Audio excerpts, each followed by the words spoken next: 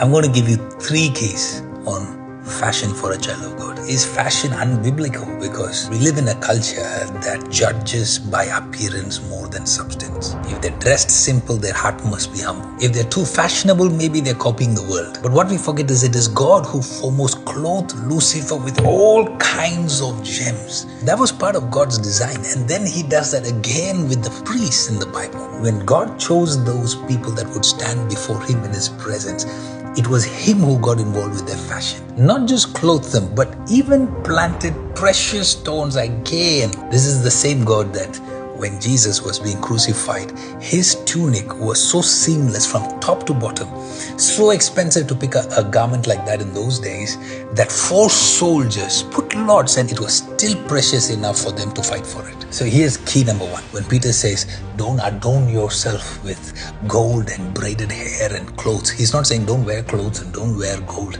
He's saying don't let that be the adornment, meaning don't let the fashion become your identity.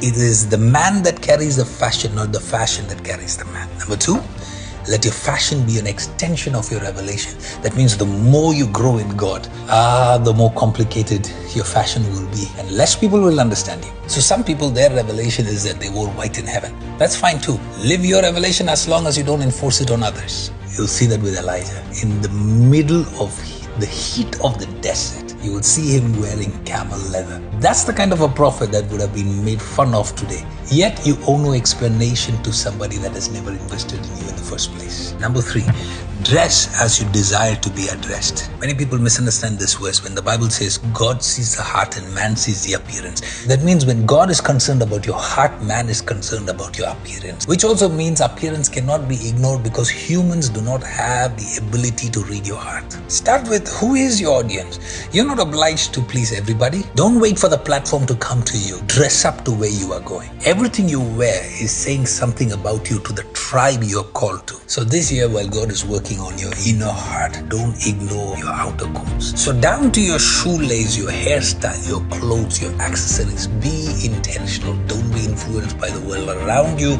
but be influenced by the world beyond you. I'll be back with more.